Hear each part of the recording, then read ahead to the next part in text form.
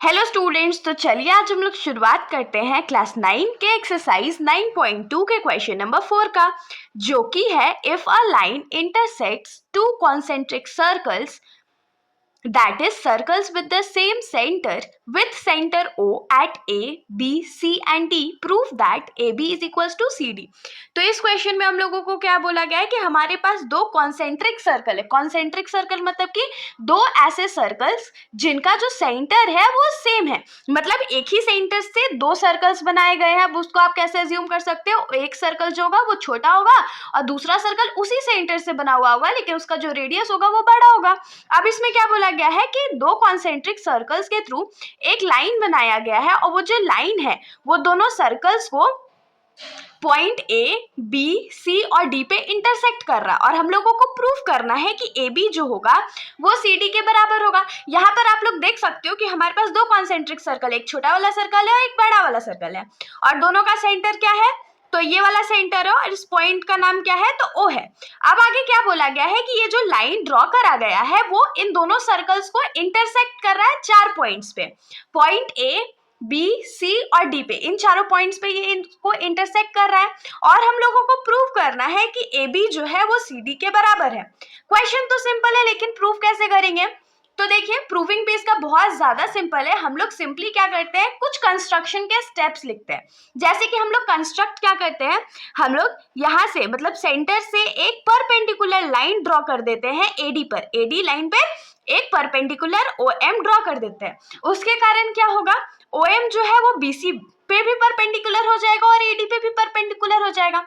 और हम लोग देख सकते हैं कि BC जो है वो स्मॉलर वाले सर्कल का कॉर्ड है और AD जो है वो बिगर वाले सर्कल का कॉर्ड है। और हम लोग पढ़े थे ना कि जब सेंटर से एक परपेंडिकुलर किसी भी कॉर्ड पर ड्रॉ किया जाता है तो वो जो कॉर्ड है वो बाइसेक्ट हो जाता है, मतलब कि 2 इक्वल पार्ट्स में डिवाइड हो जाता है।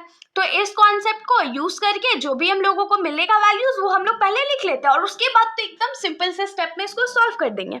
तो यहाँ पर हम लोग क्या करेंगे, लिख लेते हैं कंस्ट्रक्शन या टू कंस्ट्रक्ट लिखिए, क्या लिखेंगे, draw a perpendicular line from the center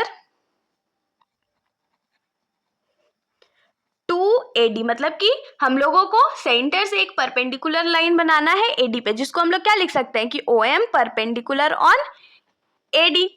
hope so इतना आप लोगों को समझ में आया होगा। अब हम लोग क्या लिखेंगे कि we can see that, हम लोग को क्या दिख रहा है कि BC is the chord of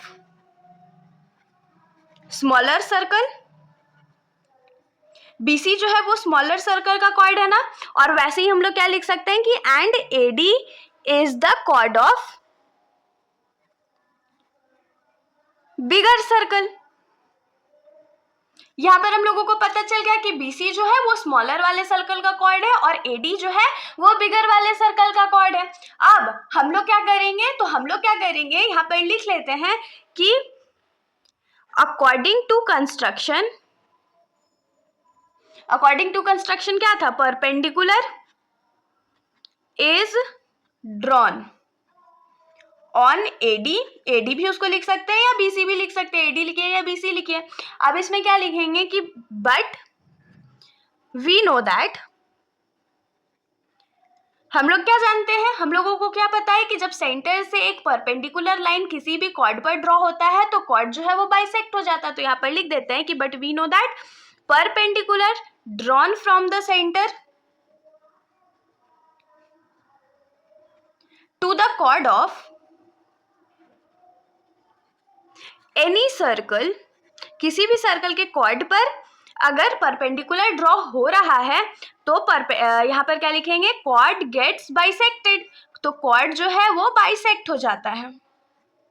तो यहां से हम लोग क्या लिख पाएंगे कि हेंस, या हम लोगों को क्या पता है, लिख लीजिए OM is perpendicular on BC, OM जो है वो BC पे परपेंडिकुलर है, तो यहाँ से क्या लिख सकते हैं कि BC इज बाइसेक्टेड। अब BC अगर बाइसेक्ट हो रहा है तो BC जो है वो 2 इक्वल पार्ट्स में डिवाइड हो जाएगा, BC जैसे 2 इक्वल पार्ट में डिवाइड होगा, तो यहाँ से हम लोग क्या लिख सकते हैं कि BM जो होगा वो CM के बराबर होगा।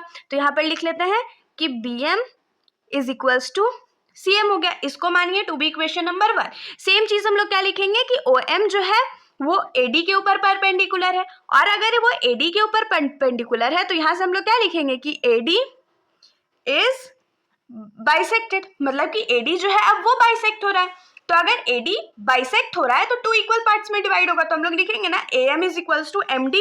तो यहाँ पर क्या हो जाएगा, AM is equals to MD। इसको मानते हैं टू बी इक्वेशन नंबर 2। अब देखिए इसमें लॉजिक क्या था कि हम लोगों को क्या चाहिए, AB is equals to CD चाहिए ना। अगर हम लोग AM में से BM माइनस कर दे तो AB बचेगा ना, और वैसे ही अगर हम लोग MD में से CM जो है वो माइनस कर दे तो हम लोगों के पास CD बचेगा। लेकिन हम माइनस करेंगे कैसे, तो देखिए हमने यहाँ पर इक्वेशंस निकाला था ना, तो इक्वेशंस जो निकाला था उसमें हम लोग क्या कर सकते हैं कि सब्ट्रैक्टिंग इक्वेशन 1 फ्रॉम 2, इक्वेशन 1 को अगर 2 से माइनस कर दे, जैसे कि AM माइनस BM AB बचेगा, और MD माइनस CM क्या हो जाएगा, बताइए बताइए, कमेंट करिएगा जल्दी। MD माइनस CM क्या हो जाएगा, तो CD हो जाएगा। तो यही तो हम लोगों को चाहिए था, तो हम लोग इसको लिख लेते हैं। तो लिखेंगे subtracting equation 1 from 2, equation number 1 को हम लोग 2 से माइनस कर देंगे। तो यहाँ पर हमारा इक्वेशन 2 क्या था कि AM जो है वो DM के बराबर है, और हम लोगों को इक्वेशन 1 माइनस करना है, तो LHS LHS के साथ माइनस होगा और RHS RHS के साथ माइनस होगा। तो AM में से क्या माइनस हो जाएगा, BM माइनस हो जाएगा, और DM में से क्या माइनस होगा, तो CM माइनस होगा। अब AM में से अगर BM माइनस हो जाएगा तो हमारे पास AB बचेगा, आप लोग फिगर में भी मैच कर सकते हो, और DM में से अगर हमारे पास CM माइनस हो जाए तो हम लोगों के पास क्या बचेगा, DC लिखे या CD लिखे, बात तो बराबर है, और यही हम लोगों को प्रूफ करना था, तो हेंस प्रूव्ड। तो इसके साथ हमारा ये जो सॉल्यूशन है यहीं पर खत्म हो जाता है। अगर आप लोगों को कोई भी डाउट हो तो आप लोग कमेंट सेक्शन में पूछ सकते हो, वरना अगर आप लोगों को वीडियो अच्छी लगी तो वीडियो को लाइक करिएगा, और मेरे चैनल को बिना सब्सक्राइब करे कहीं मत जाइएगा। Thank you.